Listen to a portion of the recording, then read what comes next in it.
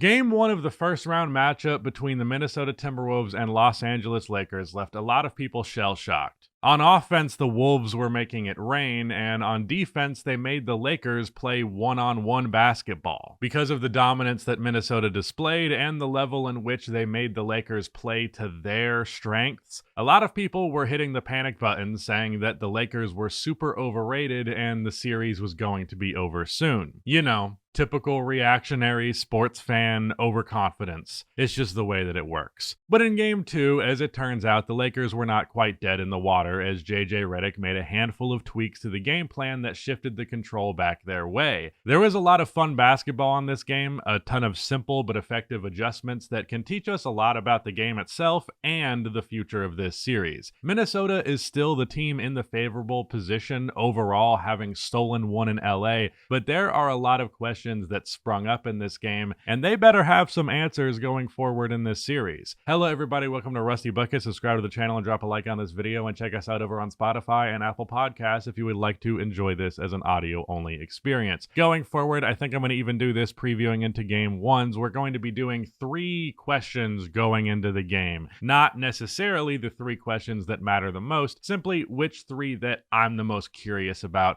Although those things usually intersect. There's usually going to be like 1 or 2 real questions and then maybe a silly one, but pretty much all real ones here. Will LeBron and Austin Reeves wake up? They were terrible in game 1, and it would mean a lot if they weren't in this one. Will LA continue to play at Minnesota's pace? If so, again, that's a huge problem for them. And how much will shooting variance affect the outcome this time?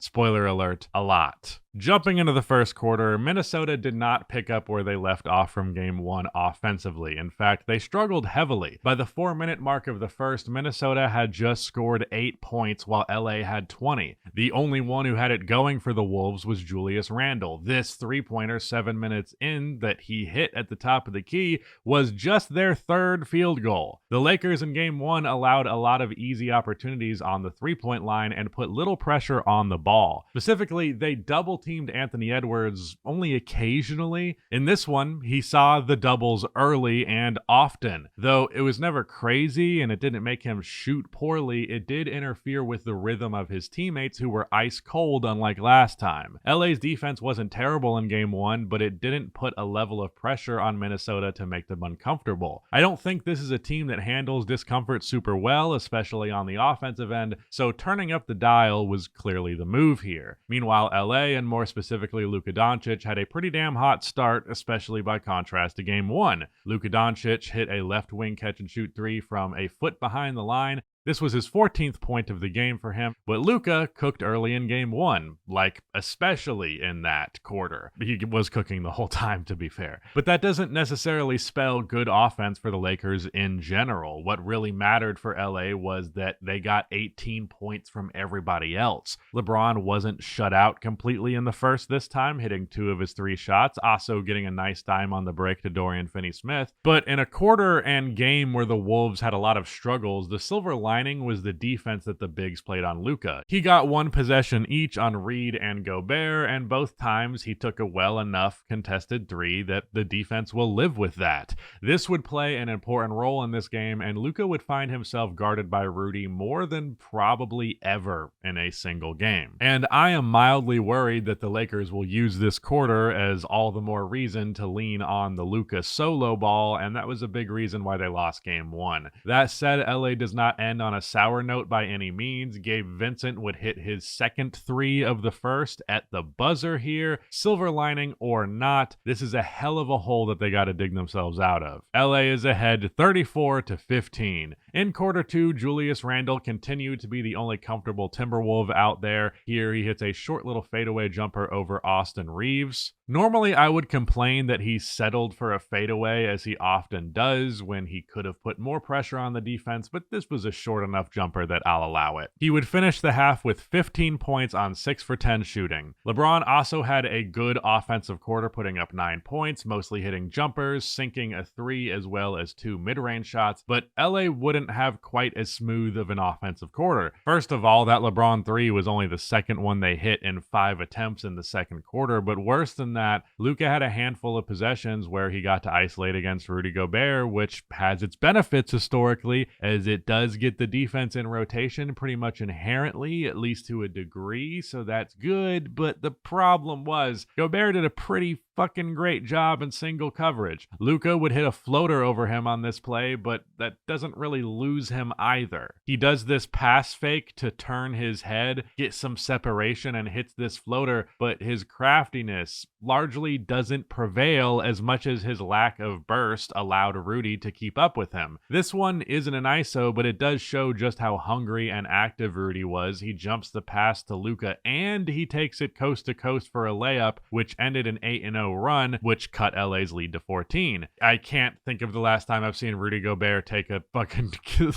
ball coast to coast. But worse yet, Minnesota found some offensive rhythm. They scored 28, a far cry from 15, and Ant did not collapse under the pressure of the doubles by any means. This play shows a nice handle first and foremost, but the really impressive thing here, what actually really matters, is the patience. The pace in which he navigates the traffic here is perfect. LA still holds a tight lead, but they started to slip in this quarter, leading 58-43. Ant finally had a real breakout quarter, scoring 11 points, including what I'm all but certain is the best highlight of the playoffs so far. It's this or that one Steph 3 from Game 1 versus Houston. Here he just dunks all over Jackson Hayes. Speaking of Hayes, he shouldn't be playing in this series anymore, JJ. Please stop it. But it pretty much was just Ant and, weirdly enough, Rui Hachimura a little bit.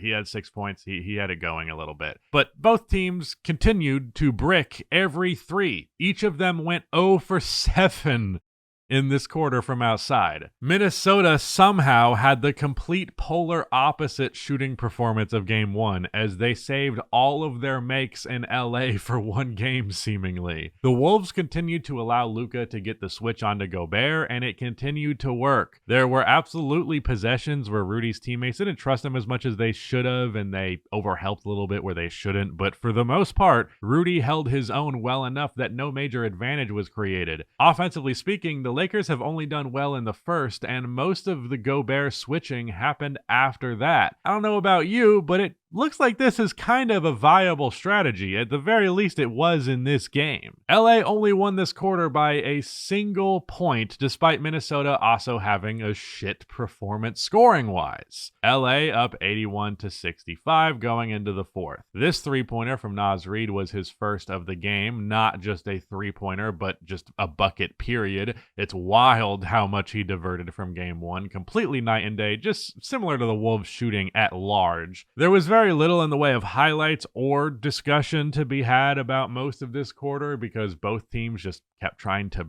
outbrick each other.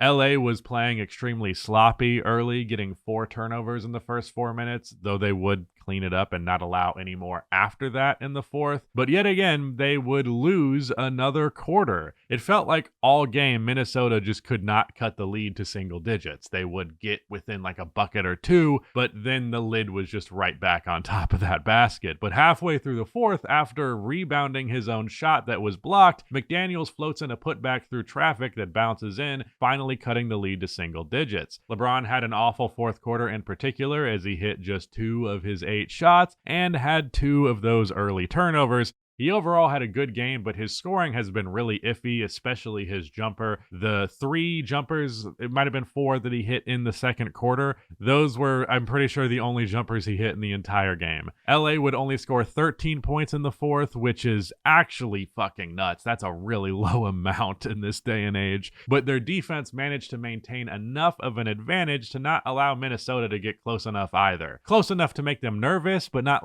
super outright rattled. But while LA won this game, it was entirely on the merit of their first quarter offensive burst, paired with Minnesota's cold shooting. A lot of it was strategic, but they relied on that quarter a lot more than I would like. They kind of lost more of the game minutes-wise than they actually won, a larger percentage of the game. They were actually the worst team, but of course the final score is what is determining the win or loss. However, there are some bad things here. LA wins 94-84. 85, there are a lot of questions for each side. So for those 3 questions at the top revisited, will LeBron and Austin Reeves wake up? I would say mostly yes. Austin Reeves was a little bit disappointing. He didn't hit any of his threes. He only had like 13, 14 points. Not the end of the world though. And LeBron had that ugly fourth quarter, but I don't know. It was better. They were better. I would say they woke up. I would just say they struggled offensively because a lot of people did in this game. Will LA continue to play at Minnesota's pace? I don't think so. Not as much, but again, that Gobert stuff, which we'll talk about even more, it did kind of make them start to play at their pace. How much will shooting variance affect the outcome this time? Well, it's easy to just say, oh my God, it affected it so much, but when you actually think about it, LA also shot the 3 ball so terribly that it was kind of a net neutral shooting game otherwise. So like, I don't know, I think you could kind of say yes, definitely affected the outcome, but it's not like Minnesota sucked and LA was great, so that's why LA won. They both sucked shooting the ball this time. The Timberwolves didn't have the advantage of shooting the 3 like insanely well like they did in game 1, but you know, the Lakers shot close enough, like the margin isn't that different. So I'm going to go with it. It affected it a good bit, but like how clearly it is actually not that clear, I guess. A few small notes not directly related to one team or the other. Gabe Vincent foul baited, and they called it an offensive foul. What a concept. Luka Doncic got a bloody knee again. What the fuck is wrong with that guy's knees? Why do they bleed all the time? There is plenty of physicality in the playoffs, as indicated by those bloody knees, but just this entire playoffs, there's been so much physicality that has been so permissible, that has been allowed by these refs constantly. It's something that people bitch about all the time, and I get it, but teams are shooting 17 free throw attempts per game on average in the playoffs thus far. The whistle has been swallowed far more than it has been blown across the board, so much so that it's really hard for me to harp on the bad calls so much because I just appreciate that there's so few of them. And this is the thing that everyone complains about, and I do wish we got more of this in the regular season, but when it actually matters, the NBA product in the playoffs is as good as I can ever remember it being. There's also been a ton of low scores. 10 times now, a team has scored less than 100 in a playoff game. That is out of 13 games, 26 total team performances, meaning that 38% of the time teams are scoring under 100 in the playoffs in 2025. This is all great basketball. It is the perfect clash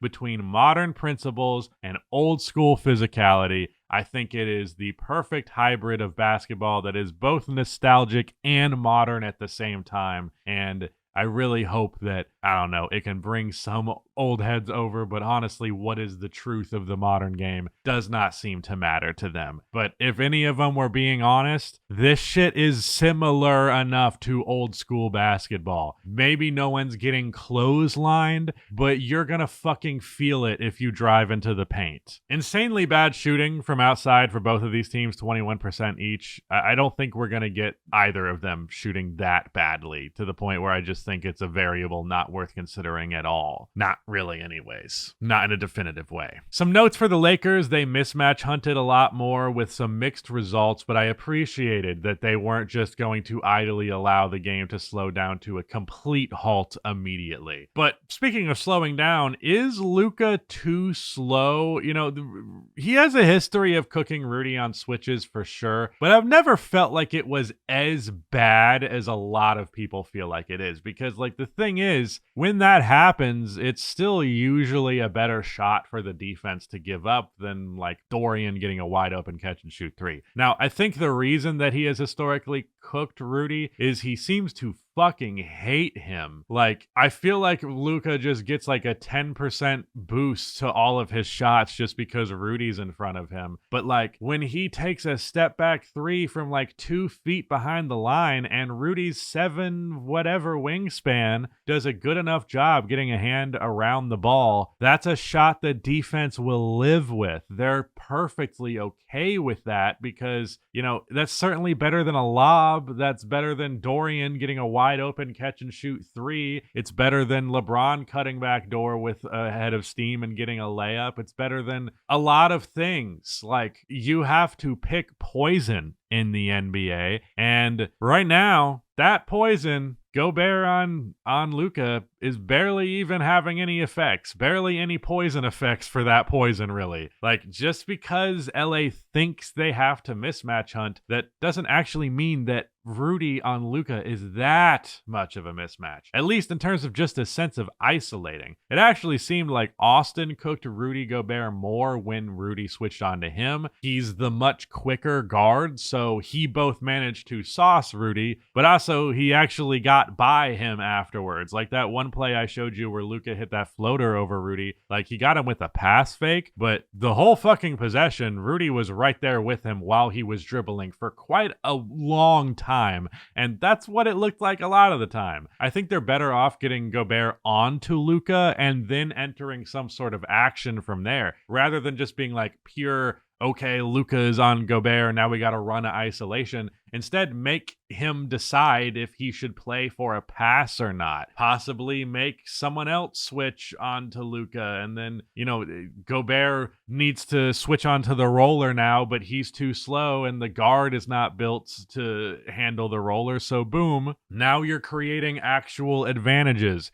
Luka dribbling the ball for 10 seconds and then throwing up a step back three isn't creating a real significant advantage. Like, it's better offense than a lot of shit, but it's not great offense. I also think Luka's body language gives away what he's going to do a lot. Like, when he stares down Rudy Gobert, he stares daggers into him.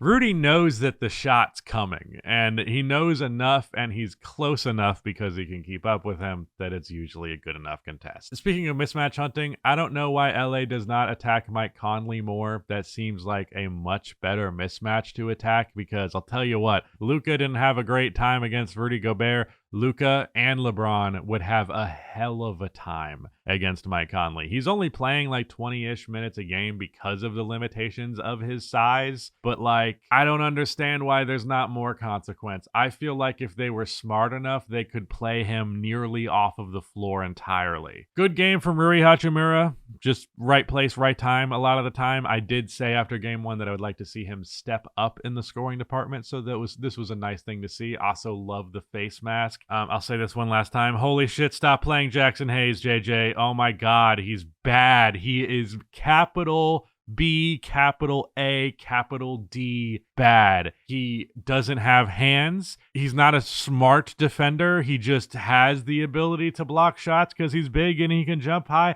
Like, he's just not fucking good. He's not good, and he gets cooked every time he's on the floor, and I just see no reason to concede those minutes. You would be better off running some forward off of the bench who I don't even fucking know who it is, but I'm inventing him in my head. Come up with anybody off of that Lakers bench. It's probably a better idea than this, or you could just give a couple more minutes to other guys. Reeves has been kind of disappointing again. He went 0 for 6 from outside, although maybe he gets a pass since everybody else failed, but I don't know. I guess we're grading threes on a curve today. LeBron was better, but the fourth was rough, but at the same time, he's LeBron, so I'm going to use the same curve logic. It wasn't so jump shot oriented, but it was pretty heavily jump shot oriented. LA's defense on Ant was super effective. He shot the ball way better, but he had 0 assists in the game after having 9 in game 1. What's really funny about this is both teams went in complete different directions defensively from each other, and they more or less worked for both teams. Like, again, looking beyond the first, Minnesota went switch heavy, single coverage, rarely if ever double, and trust that Rudy will hold his own on the perimeter. For LA,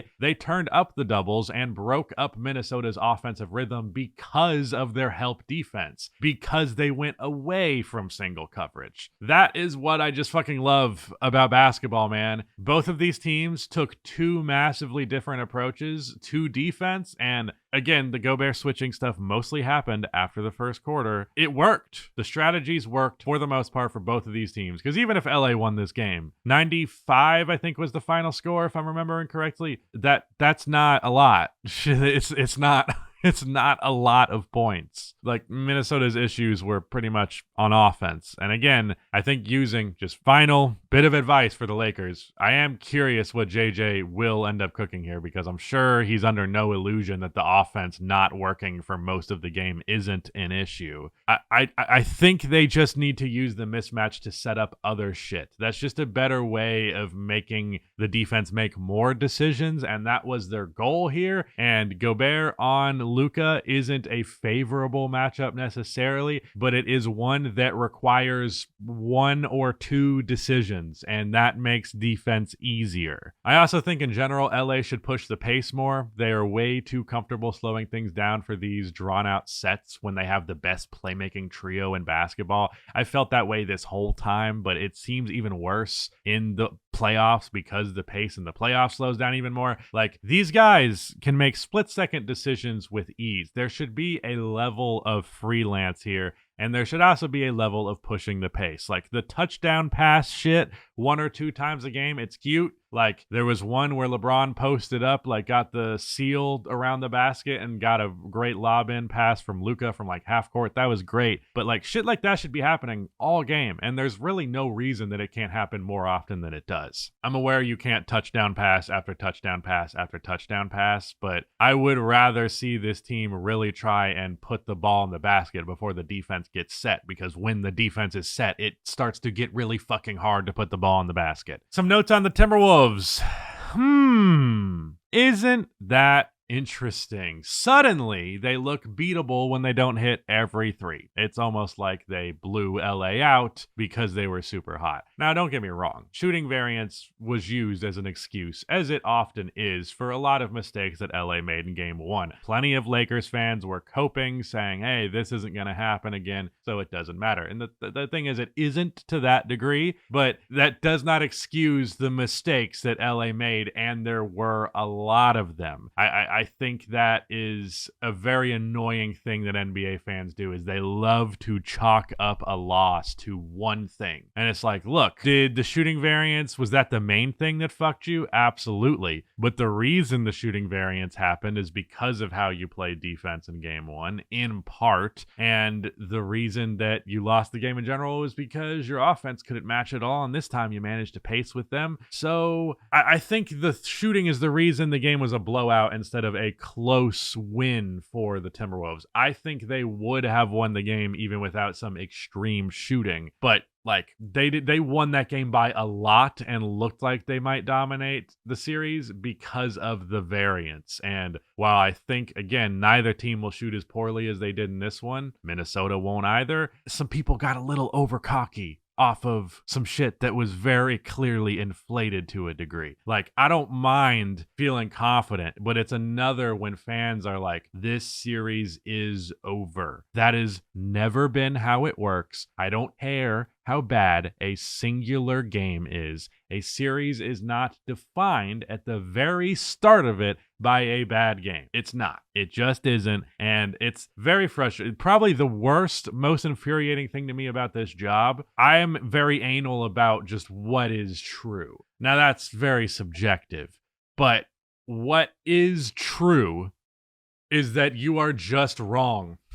You're just wrong to make drastic leaps and conclusions after a singular game. You just are.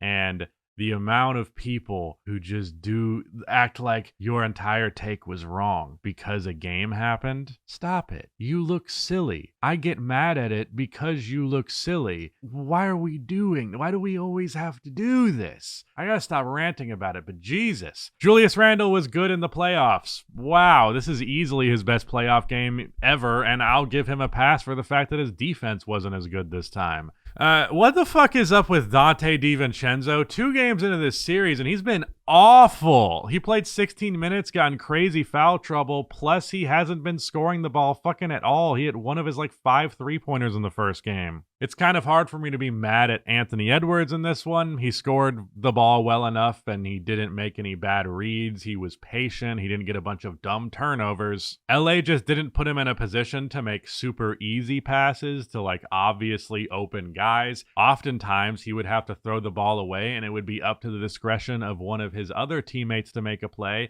And the problem with that is most of them kind of suck at that. So for a lot of the time, the ball's out of Ant's hands, and who has it instead isn't much better than Ant with 2 fucking people on him. Now, for as good as his defense was, and it is very commendable, Rudy's offense is rough, and it hurt Minnesota a lot in this game. And wow, so many of you in my series prediction told me that Rudy was going to be fine offensively because of how he closed the season. And I'm sorry, I was very confident that that aspect of the criticism of my commentary was ridiculous. I'm sorry. I have watched Rudy Gobert's entire fucking career. You can't teach an old dog new tricks.